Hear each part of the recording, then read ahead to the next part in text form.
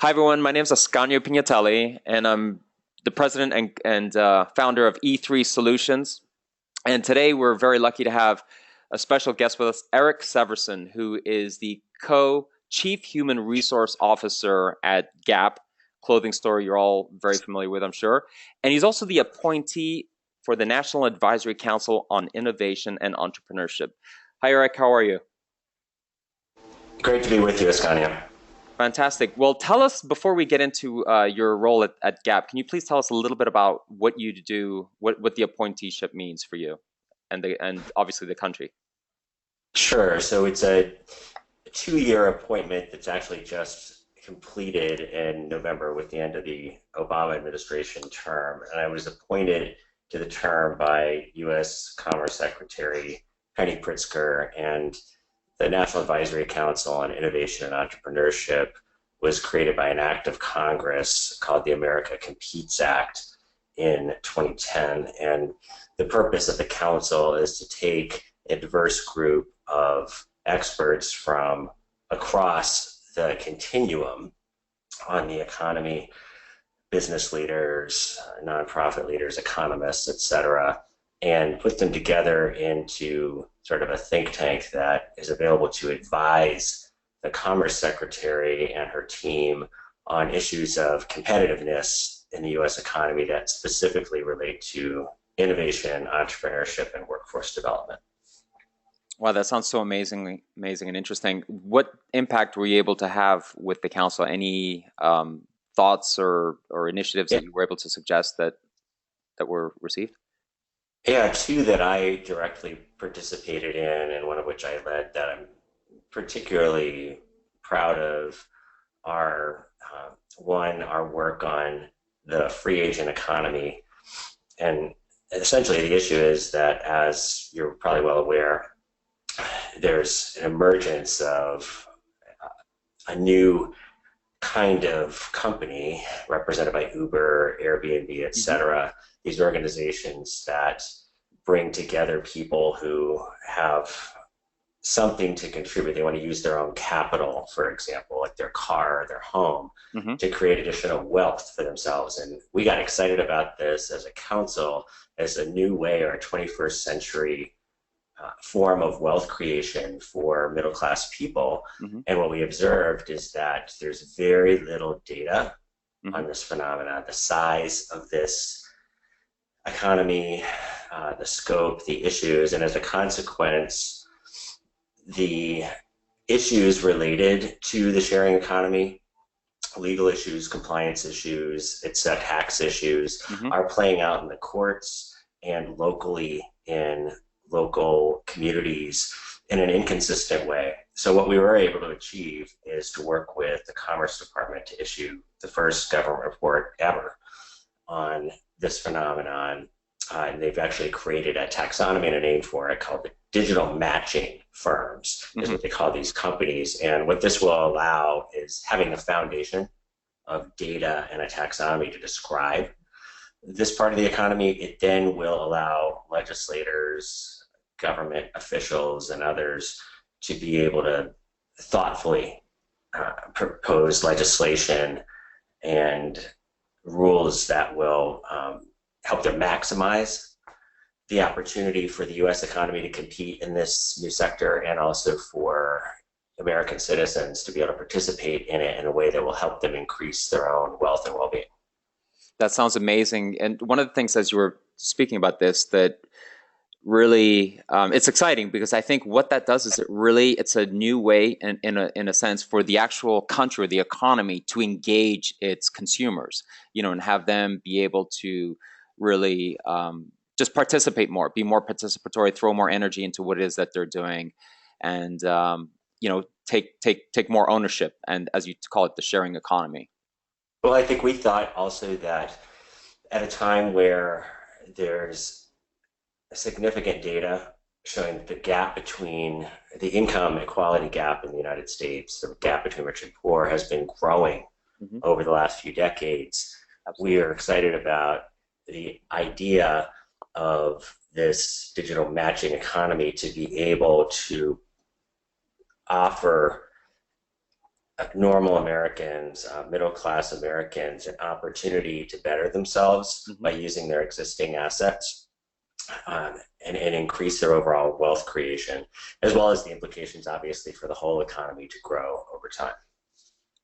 Unbelievable. No, that's so exciting. And obviously we're in for there's so much change coming. And that's one of the things, obviously, that I think when people moving forward will be really able to really tap into their resources and really to maximize the wealth that they create for themselves and also the lifestyle that they're looking to create.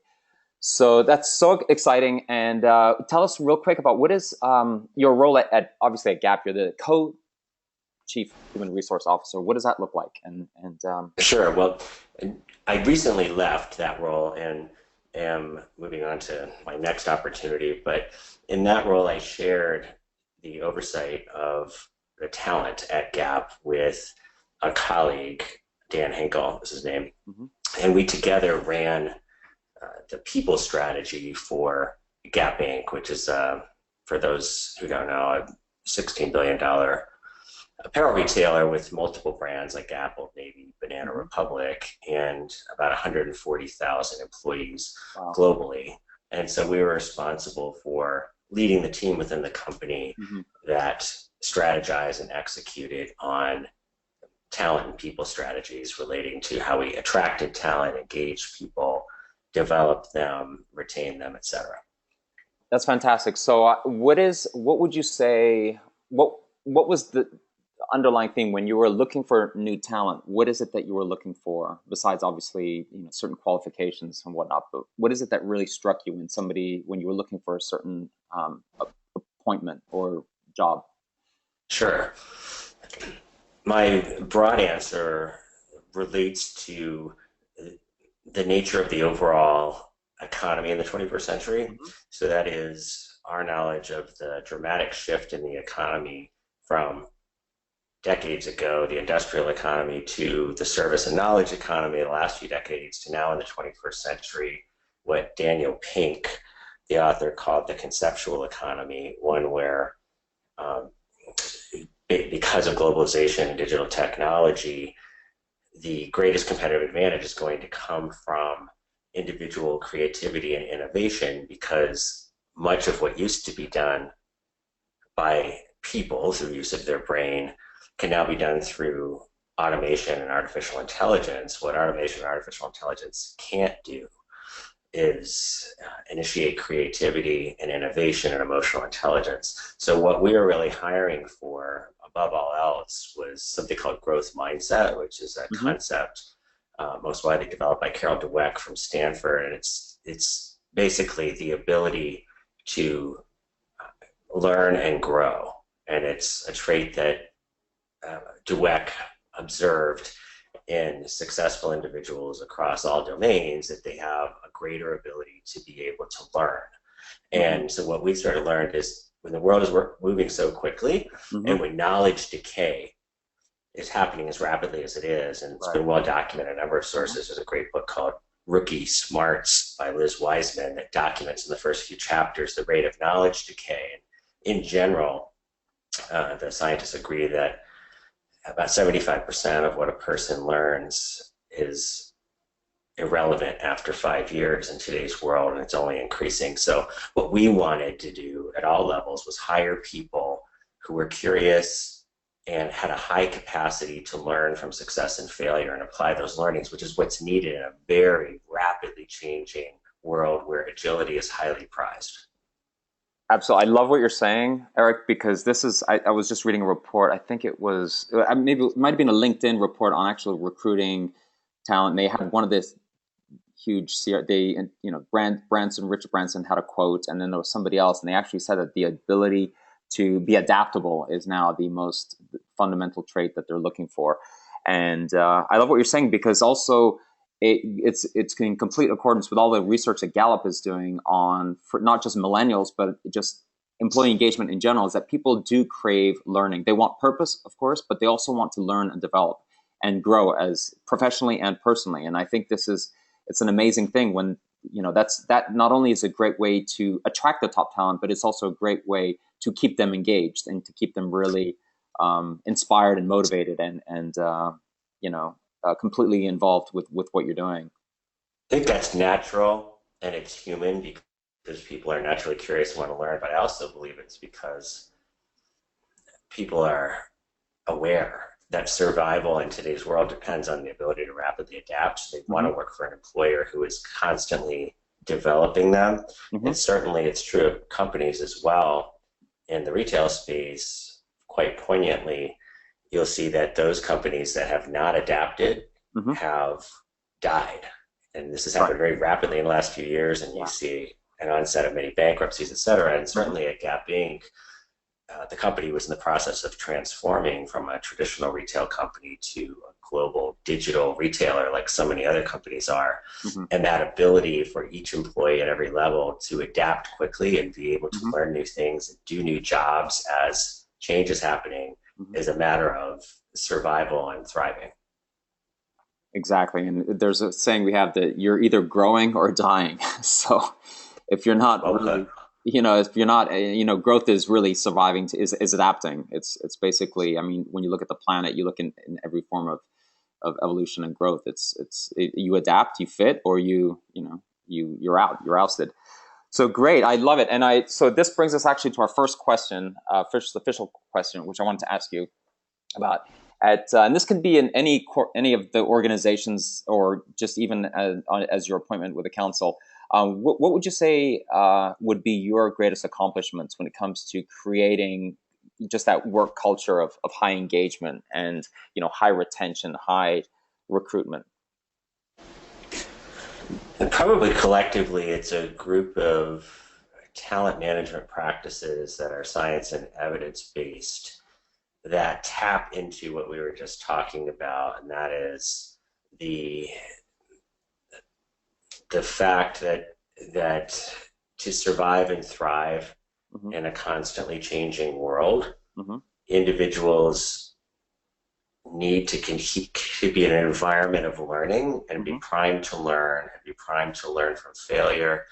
And fundamentally, it's work that's based on several decades of really great human performance science that was written about quite famously, again, by Daniel Pink in his other book, Drive. And he talked about autonomy, mastery, and purpose as being the three human conditions that most contribute to high motivation and performance. Yeah, the intrinsic motivators, Yes, intrinsic motivators. And so certainly at Gap, we built a number of talent programs or implemented a number of talent programs based on these and other concepts of human high performance and thriving. And so really what we were trying to do is tailor and re-engineer the ways in which we managed people within an organization to facilitate the discoveries about what motivates and engages people and leads them to thrive, because we very much believed there in a virtuous cycle.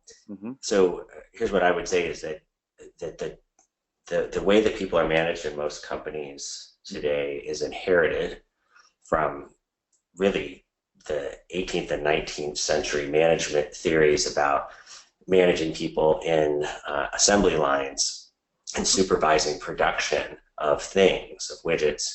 And that's all been handed down. And much of that has not evolved to adapt to the ways that people actually work today as knowledge and conceptual workers, where there's a much higher need to collaborate, and there's a much higher need to learn continuously, and there's a much higher need for autonomy because the work itself requires independent discretion. And as a consequence, people are struggling to thrive in their work, to enjoy their work. It's all well documented, as you said, by Gallup and others. So what we were doing over the years at Gap is taking this human performance science and changing processes like performance management or how, when, and where people worked, and applying these operationally to new programs and processes to facilitate a place where people could be their best and perform at their best, because we believed in this virtuous cycle that if you help people be healthy and well and engaged and high performing, collectively, the whole is greater than the sum of the parts, and they will produce as a team better business results. Wow. So what? Yeah. So can you tell me a little bit more about that? What that looked like specifically Sure. at the Yeah, I'll give you two examples of this. So the traditional status quo way that professional employees are managed historically is that they go to an office, they work set hours, 9 to 5 or 8 to 6, or usually more than that, in a place, and then they leave. And this, for the company, was creating incredible problems, especially because our professional employees, which numbered many thousands, tended to be in large urban centers, mostly San Francisco, New York, Tokyo, London, etc., which had certain characteristics. They tended to be at the highest cost of living in their countries, as San Francisco and New York do, and the worst traffic. So New York and San Francisco are always in the top 3 worst commute cities in the United States, for example. And as a consequence, these things came together to create stress in the lives of professional employees, where they were at the same time required to live farther away from work to be able to afford a home, and they also suffered from terrible traffic. So stress and burnout were huge issues for them. Right. And so one of the things that we did is replace this traditional system of managing people with the results-only work environment, which is a program originated by Best Buy. And it allows employees to work wherever they want, whenever they want, as long as the work gets done. And it enables them then to have total freedom and autonomy over the work. And what we found through measuring this, using measurement practices, evidence-based assessment, et cetera, is that these employees were more productive, they produced work of higher quality, the service levels they delivered were better, and we were able to cut attrition in half. Wow. That is huge. So that's, I mean, do you have any rough idea how much that would have saved Gap? I mean, any kind of number, because obviously the cost of replacing an employee is Sure. We looked over, over a 5-year period. It was in the neighborhood of about 30 million, but things been in place for 8 years. That was very conservative numbers using the corporate executive board's cost of turnover calculations. So it's quite substantial, actually. Yeah. And we also were able to note significant differences in engagement between the results-only work environment groups and the non-results-only work environment groups.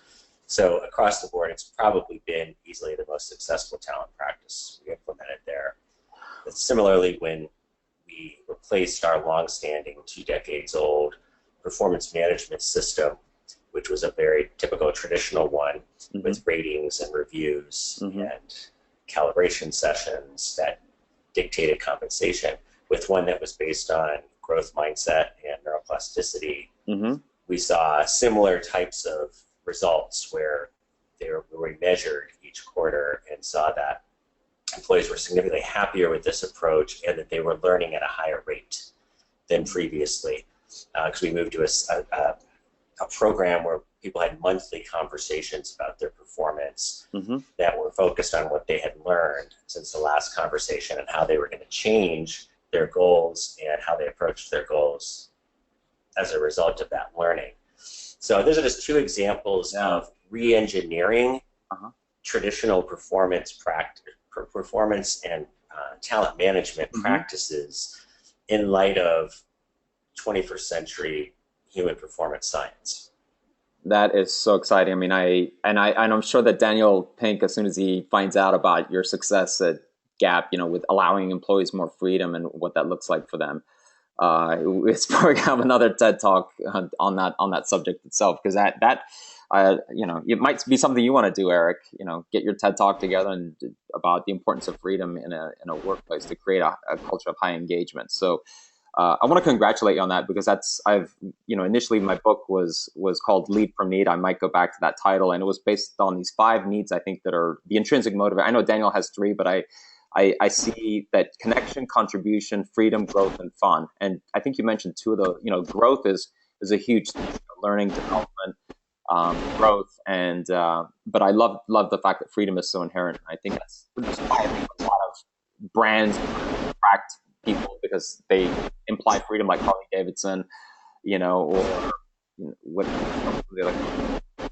Sorry, Eric, I'm getting a little bit of static. Do you hear that? I do. Do you know where that's coming from, or? Oh, there you go. It seemed to go away. Okay, good. Anyway, let's get to the next question, because I think it's kind of the opposite of what we looked at. But why do you think so many companies are failing to engage their employees or retain or attract them? I suppose there are many reasons.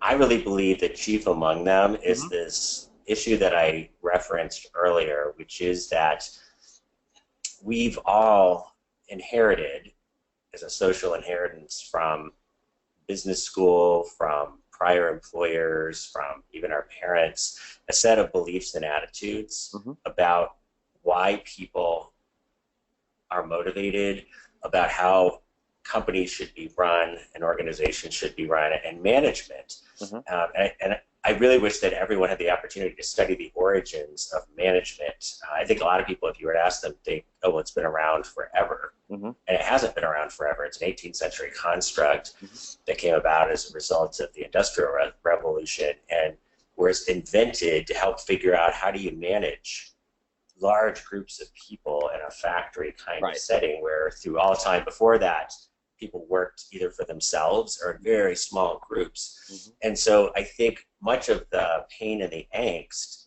comes about because of the collision between these traditional ways of managing people, that is, supervisors who give orders, direct work, provide criticism, tell people what to do.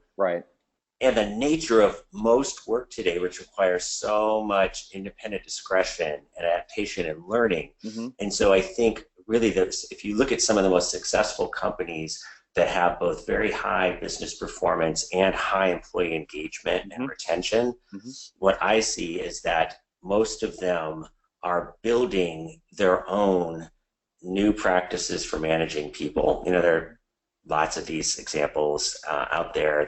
Netflix is a great example, which has built a coordinated system for managing people based on its founders' beliefs and how people are best motivated. Zappos is another. Facebook is another. There are many, and this is what we were doing at Gap, is not replacing everything, but looking at the way we manage people and saying, where is there a disconnect between what the science has undisputedly shown us about what motivates people to high performance and what we're doing. And so, for example, the science is clear that rating people and giving them written performance reviews annually does not drive motivation and high performance. So we just stopped doing it. Wow. And I would actually say, Eric, it probably does the opposite, especially when they're focused on the weaknesses. When that actually is a demotivator. It creates, in my opinion, it creates disengagement. When people are told this is where when you start focusing on what's wrong and not what people's strengths are. And that's also back to the research that Gallup is doing. It really is backed up by the fact that the more you focus on people's strengths, that the more engaged, the happier they become. Because when people do what they're good at, they are intrinsically happy. But I will say, Ascanio, this has been known, though, for over 10 years pretty widely. And so you have to ask, why are fewer than a quarter of large companies moving away from that system, for example, of performance management? And I think these are the questions everyone needs to ask themselves. And a lot of it has to do with deeply held biases that people hold about why people perform. And most people, even presented with irrefutable evidence, scientific evidence, have a hard time letting go of the idea that money always motivates people, for example, or that giving people a grade is a must. in Yeah. a pay for performance culture. Right. So what I always recommend to people is to pilot, to try things in populations. If it doesn't work, you don't have to do it. Right. But piloting allows you, and testing allow you to find out for yourself and not have to believe other people's results if you don't want to, but allow yourself to keep moving forward as the world changes. Yeah, no, I completely agree with you. I mean, one of the companies I'm currently working with is one of the big four accounting firms. They actually recently got rid of their annual performance review, and it was interesting because most of them were actually really happy about it. They thought it was going to be a good thing. They obviously had read some of the data and they felt a lot better about not getting scored and graded. But it was interesting how some people, how they were saying that quite a few leaders were still actually resistant to the idea. They just thought, Absolutely. and I guess it goes back to that embracing change, that change sometimes is scary because it's the unknown. That's what people are really scared of. That's why, I guess, in my opinion, that's why people are scared of dying. They just don't know what's on the other side. If we told everybody, hey, you're just going to be energy, it's going to be recycled, that they would probably look at it and go, okay, I guess that's not such a bad thing anymore. And so I guess people's perspectives, obviously, the more confident they are that they know what's on the other side, then the less likely they are to have that fear. So that's really, really interesting, Eric. So I want to ask you, I guess, leading to the next question is, what do you think a company can do to maximize engagement or minimize disengagement? So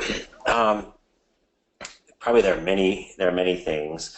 I think it starts with educating yourself about this well-established science of human motivation, and there's a solid scientific foundation called total motivation theory, which is the basis of Daniel Pink's writings. Mm-hmm. And I think starting in that place of just understanding what the basics are is really helpful. I think secondly, it's about having a continuous dialogue with people and finding means to do that, which today is incredibly easy with digital technology and the multitude of solutions out there. And I think third, and this relates to total motivation theory, but it's endeavoring to have a place of the maximum amount of transparency possible in your practices and why you do things. And one of the reasons for this is if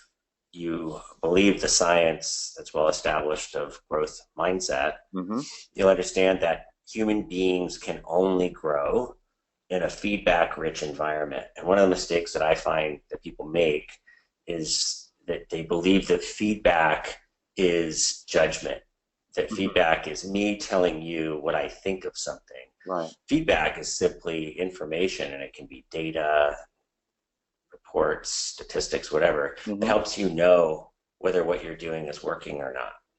And so an environment of transparency where you're constantly allowing people to see whether what they're doing is working produces both great results and high motivation. Right. So it's no, I love the idea on the feedback. It's research that Gallup talks about, really to engage, especially with millennials, as they crave feedback. We live in a society now where we get feedback on everything. We can put a post on Facebook and immediately judge the feedback by the engagement, by the likes. And so I think nowadays, our work should be we should have some real feedback. It should be almost like a continuous loop where we understand that how our actions are playing out there, and getting the communication on how we're doing. And I think that the more communication, in fact, one of the things that they said is that, if daily check-ins with, your direct reports is ideal, is optimal, and once a week already it's a lot tougher because then, there's a bit of a disconnect. And so I think I'm sorry? I was going to say, Ascania, that there's a really great book of people that may help people who are listening to wrap their mind around this, from a couple of years ago, from about 2012, by Teresa Amabile from Harvard, called The Progress Principle, Using Small Wins to Ignite Joy, Engagement, and Creativity at Work. And it's based on a large longitudinal research study, a number of companies that she conducted, trying to, again, discover what is it that most motivates people to happiness, engagement, and high performance. And the answer is the name of the book. It's what she called the progress principle, and it's really simple. And she said, people are happy whether they are trash collectors. There's a terrific story in the book about a trash collector that she followed, or software engineers. People are happy and productive and creative when they are making progress in meaningful work. And so if you can set up a system where you help people figure out why their work matters, and then you help them get visibility to and track their progress against small goals that help them achieve that purpose, it doesn't matter what the work is, they will be joyful. And if it's the opposite, it doesn't matter how important sounding one's title is, you won't be engaged or happy if you're not making progress in meaningful work. No, I love that. I remember Anthony Robbins. He probably took that that concept, because he said, happiness is progress. If you feel like you're making progress in life, you're happy, and when you feel like you're not making progress, you're unhappy. So that's really. It speaks to the transparency concept about being able to see whether you're making progress through data. Exactly. Right. Well, I want to ask you another question. I'm going to skip this one here because I think you really, we talked about, purpose and feedback and all that. But and this is great because you have had complete authority to. I'm sure maybe not, But let's say you were out to transform a company that's really has dismal engagement rates amongst employees. What would you do if you basically had carte blanche? I would start with measurement because it's where I always start. So I would want to understand, first of all, when you say dismal engagement, where does that stand against the best engagement and the worst engagement that's known, first of all, and what are the reasons for that? So I love because there are a number of evidence-based assessments out there that are easy to administer, especially digital and mobile, that allow you to get your arms around what's going on with my people. So, for example, if you believe in total motivation theory, there can be many reasons why people are lacking engagement. It could be related, for example, to a lack of autonomy. Which is one of the reasons that we implemented the results-only work environment, to give people the autonomy to structure their work in a way that was meaningful and didn't conflict with the rest of their life. It could have to do with mastery because they're not able to see the progress they're making and determine whether they're getting better. Or it could be because they don't understand how their work matters. They can't see how it connects to a bigger, more important purpose. So there could be many reasons, but I think what I see happen a lot is the inclination to look for best practices. That is, things that have worked at other companies and implement them at your company without necessarily understanding what the root cause of your own problem is, because sometimes it could be one of a multitude of issues. So I think measuring and diagnosing is a really important first step. That's so interesting. That's great. So, okay, and how would you get C-suite executives, if you obviously didn't have complete autonomy, how would you get them to buy into creating that culture of higher engagement? Sure.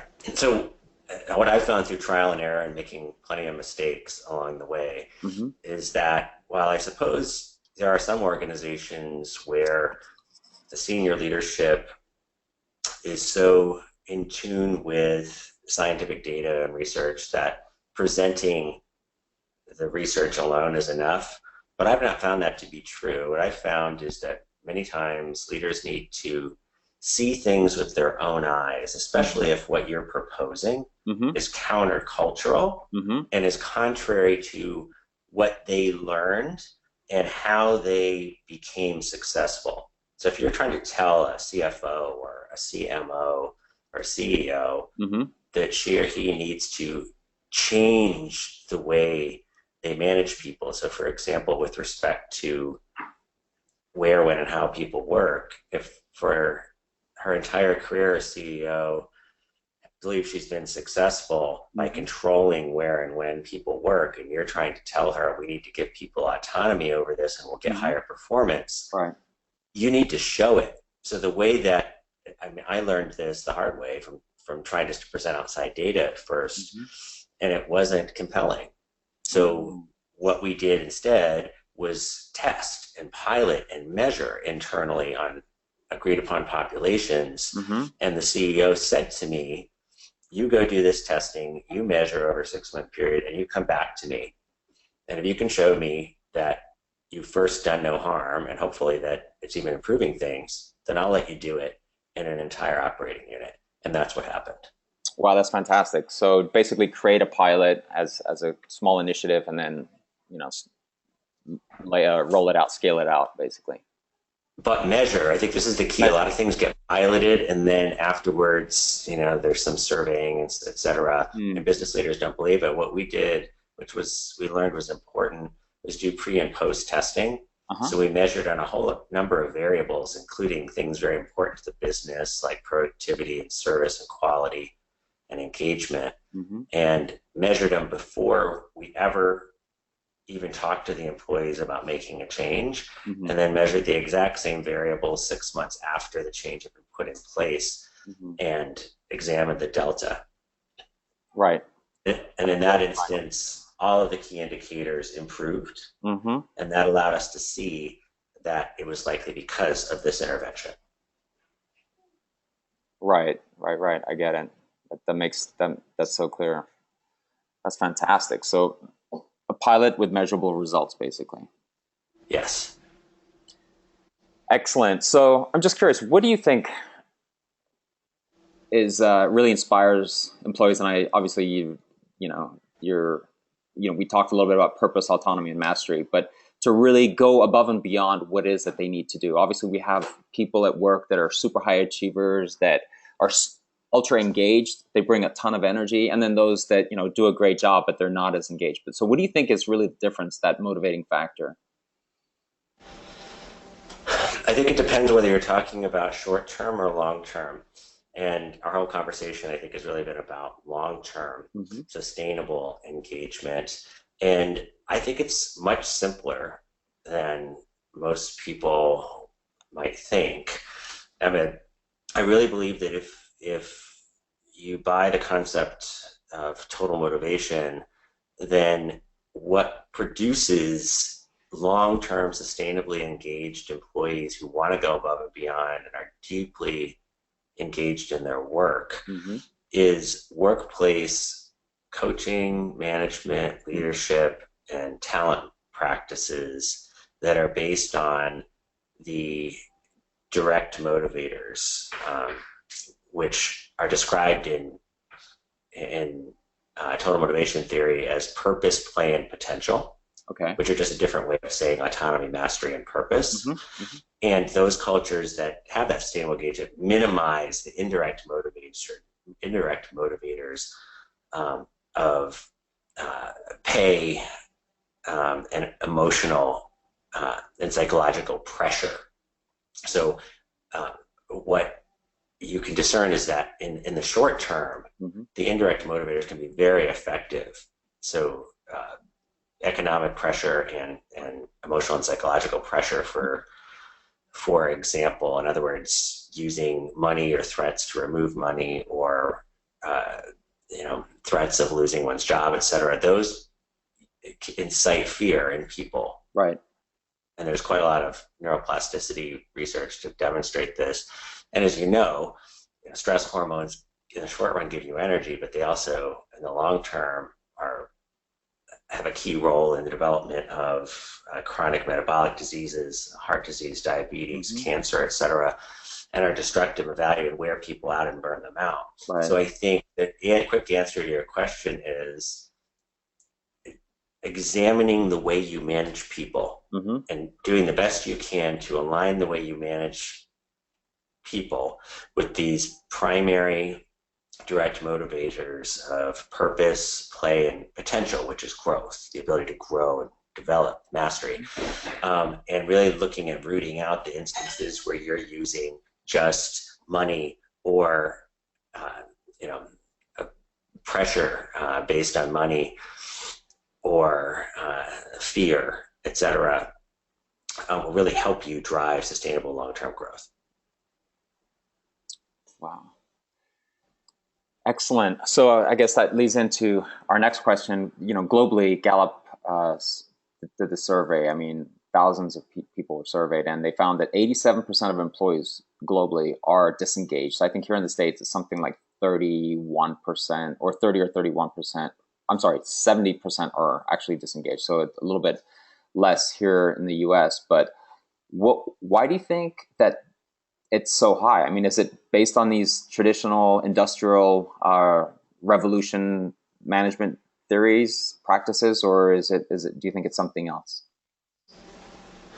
I really do think it's primarily, there are many causes. I think primarily it is that discordance between the way people are managed and the nature of the world today. It goes back to the first few questions you were asking me about an adaptation.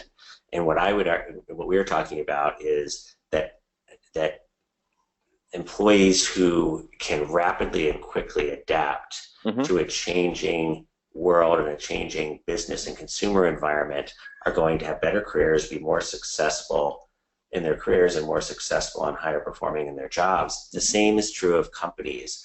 And what I see happening is that organizations are slower to adapt their management practices to a changing world than even employees are. And employees are trying to adapt to changing technology, changing ways that you communicate through digital technology and mobile, through the changing ways, through a 24/7 world where you just can't turn off when you leave work oftentimes. Right. And yet policies and practices inside organizations still are rigid and inflexible and are not moving with employees in many large organizations. And I think that's where you see, I just read an article this week based on several new studies quantifying what it's calling a crisis of burnout globally, which I think is the chief characteristic of this low engagement, is people being fried. And I think this goes back to the idea that, at Gap, we based many of our programs, as I said, on human performance science. And some of that we obtained through Human Performance Institute, one of our partners, who theorized the concept of the 4 quadrants of energy, mental, spiritual, which means meaning, emotional, and physical. And that many people believe that energy just comes from physical energy, and that's how it manifests. But actually, people get the energy to do amazing things, including physical feats, also from spiritual energy, of course, which people understand from sports, from believing, and from mental energy, from focus and trying and commitment. And I think that when people can't see that they're making progress in meaningful work, when policies and practices and procedures seem meaningless to them or not, they can't see how they're helping them get their work done better, it's dispiriting. And that leads to burnout and disengagement. Yeah. So I think there's so much hope. And part of this is just it's a product of the fact that certainly in my lifetime, the world in general, and certainly modes of communication, the ways businesses operate, have never changed more rapidly than right now. Right, of course, yeah. So it's so interesting what you're saying, because I know I've spoken to a lot of senior management managers, and they it seems like they get frustrated when when organizations have certain policies in place or certain structures, and they say, we want to hear you, we want everybody's voice counts, but then when they feel like it's more that their hands are really tied and that they really don't have the autonomy they want, and that they, management will say, yeah, we're open to your ideas, but then, they go back to the status quo, they go back. And I think that that's really, really frustrating for a lot of, managers all the way up to senior management level. I think so. My observation over time has been that, in particular, when human beings become afraid, mm-hmm. they tend to retreat to what they know. Mm-hmm. And so it makes sense to me that a management team that's under pressure all the time to perform, mm-hmm. and perhaps is afraid of failing and right. of delivering bad results, may find comfort in old ways of doing things, mm-hmm. particularly managing people. I think that part of hopefully the emerging revolution at the moment, mm-hmm. which I'm quite grateful for, is in people analytics and people science, human performance science. And it's finally starting to become more widely discussed and more prevalent. And the reason I'm relieved about that is that in other domains of business, in marketing and finance, for example, mm-hmm. science and analytics have driven decision making at an increasing level mm-hmm. for a number of years. Yet my observation has been oftentimes business executives, even when presented with data and science on people and talent management practices, will often reject them in favor of what they know. And there tends to be a belief, particularly with experienced people, that maybe I've been doing this way for 25 years, managing people. I'm good at it. I know it works. Mm-hmm. And that's challenging, of course, and it's especially challenging because if you really do steep yourself in human behavioral and performance science, what you know is the discoveries in the last 15 or so years mm-hmm. that have been made possible by technology like the functional MRI and others have fairly explosively debunked many of the fundamental premises that many of us were taught early in our careers and in business school, et cetera, about how to manage people well and what motivates people. And many things that everybody used to believe have been disproven. Mm-hmm. And it's very hard then for people to let go of that. So I think as more credibility is being established for talent analytics, mm-hmm. particularly by large well-known companies like Google or Amazon, you see more companies becoming interested in how they can leverage human performance science and analytics to drive better business results, and that's quite gratifying for me. No, I'm sure. And what would you say, Eric, is the greatest myth out there in terms of managing employees that you see that's just that blows you away or that kind of makes you shake your head? I think it's a whole cluster of practices that follow the premise that better business results will come from controlling people more. And entire policy manuals in companies have been built around the concept of controlling people. And rather than managing to the exception, and rather than figuring out how you motivate the majority of people. And so I think, an example of this, obviously, that many companies are finally embracing have to do with communication. Mm-hmm. And in an era of social media and digital communication, mm-hmm. it's almost impossible now for a company to prohibit employees from having conversations about their organization. And in the past, many, if not most, policy manuals forbid employees from talking about the company. Right. In any context outside of the company, but it's almost impossible to control. And I think what a lot of companies found is once they actually made their employees partners mm-hmm. in driving brand equity, mm-hmm. which is something we did many times at Gap, right. we found that you actually drive better business results. So for example, in our pay equality initiative, we as a company had done extensive work to validate that we were paying men and women equally. Mm-hmm. And our work which we had validated by a third-party consulting firm, an expert in pay equality, confirmed that in fact at all levels and all geographies we were paying men and women equally. And we decided to go out and be an advocate externally for pay equality, and around the country over a number of years talked about the importance of pay equality and how you can achieve it. And there are many blogs on GAP's website about it, but we invited sales associates to participate in this discussion and to post on social media. We even had them wear t-shirts once that said, at Gap, every day is equal pay day, asking about it. And I think that's something that wouldn't have happened 15 years ago. Right. We would have been afraid to allow a giant workforce of 100,000 sales associates to talk to customers about a political issue like pay equality. But what we did instead is find places where we were really aligned with the interests of our customers and our sales associates and made partners of them.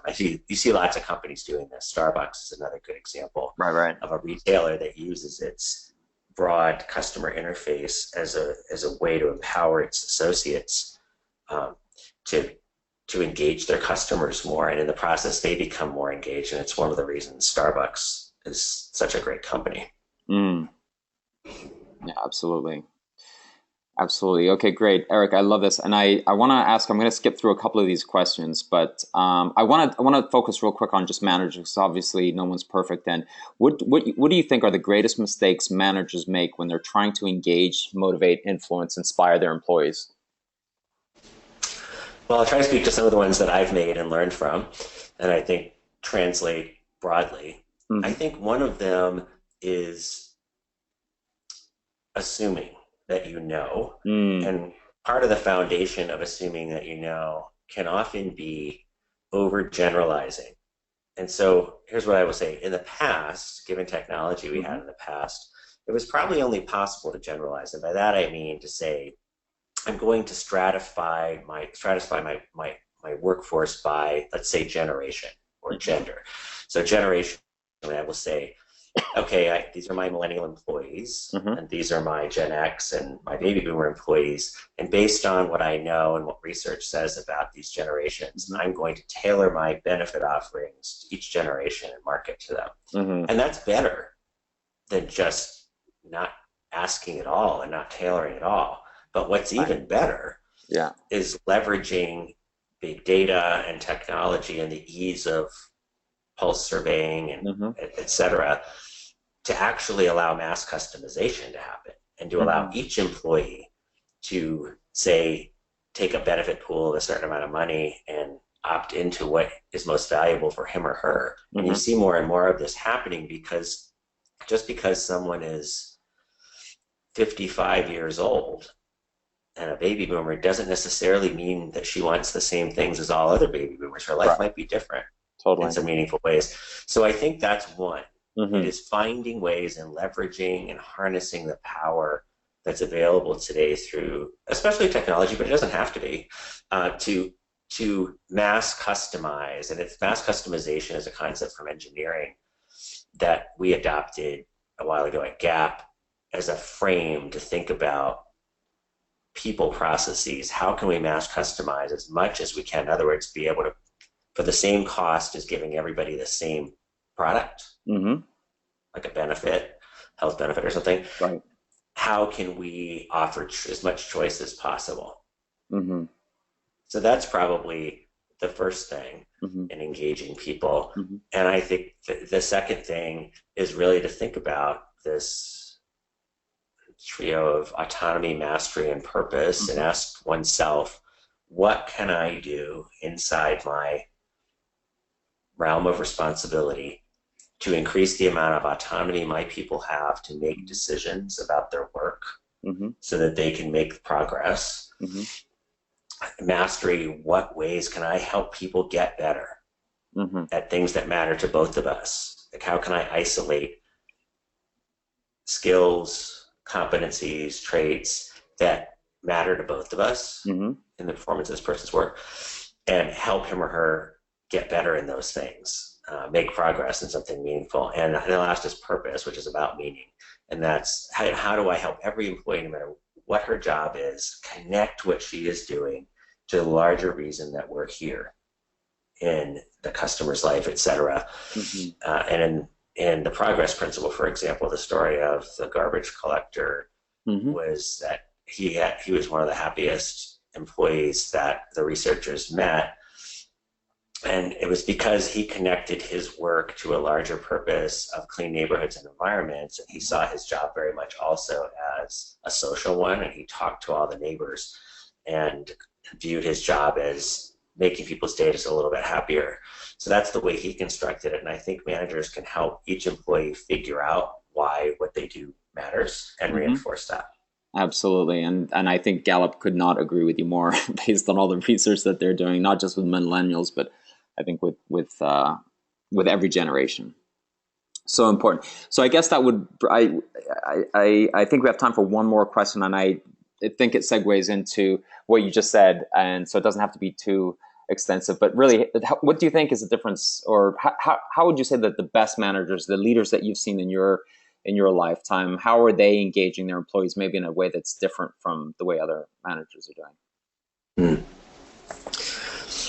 So I think first and foremost, the best leaders I've worked with, in their own ways, they accentuate these three drivers of motivation. So, for example, one of the best bosses I ever worked with, she was a master of creating opportunity for development and mastery. So she was constantly presenting me with really difficult challenges, sometimes even dropping me in the deep end.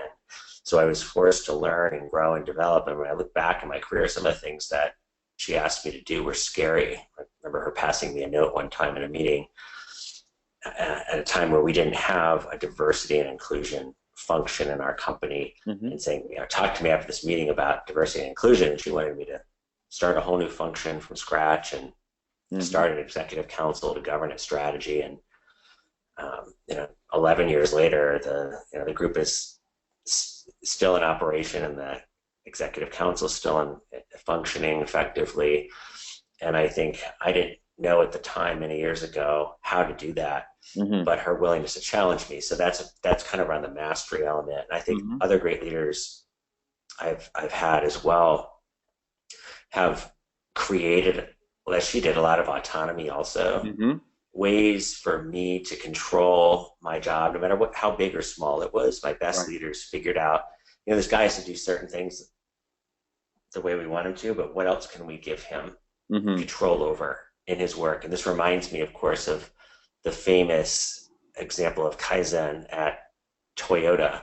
And, one of the reasons Toyota has been credited with outperforming U.S. auto companies for so many decades is this idea of creating an assembly line environment where anyone was empowered to pull a lever and stop the assembly line when they saw a defect, which was not true in the U.S. And just small gestures like that of autonomy and empowerment of people for the larger purpose of producing the best vehicle the team can produce creates amazing improvements in quality and productivity. So I think that can happen in any environment. And then, of course, purpose, that's probably the top thing for me, that the best leaders I've worked with have created with me a powerful sense of why what I'm doing matters, which is so incredibly motivating. So I think it's really not as complicated as it's often made out to be. And one of the biggest things I think I've learned over my career, and that I feel blessed for having learned at Gap, is that all of this can be done at little to no expense.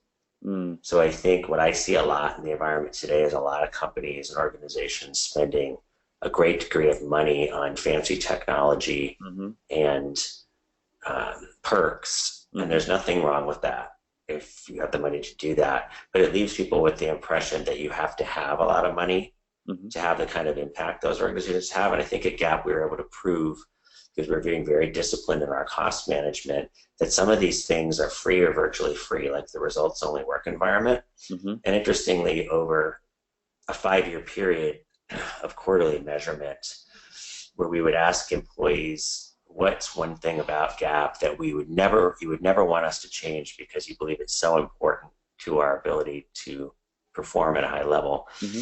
The number one answer that employees gave out of everything, they could pick anything they wanted to, but consistently for 5 years, the number one answer was the results only work environment. And that's something that cost us nothing.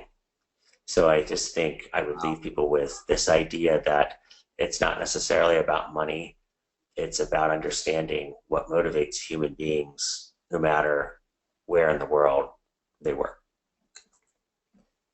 And what a great place to close on, because that is really inspiring. And Eric, I can't tell you thank you enough. This was extremely informative to me. It was extremely enlightening. I mean, it's so nice to really hear firsthand some of the obviously there's a lot of theory I've covered and small things that I've been involved with, but it's really nice to hear from somebody like you that's really had a huge impact on organizations in a way that's basically based on all this human performance and just understanding human motivation theory and just seeing it in practice. And it's very exciting, and it's so nice to know that people like you are out there making that huge difference and really empowering people and giving them the trust and autonomy to, and helping them create more purpose in their lives to really align themselves with something greater than themselves. So I applaud you for that, and I thank you so much for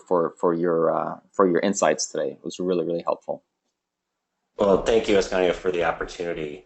It's highly motivating and engaging for me to be able to spread the word. Thanks so much, Eric. You have a wonderful day. You too.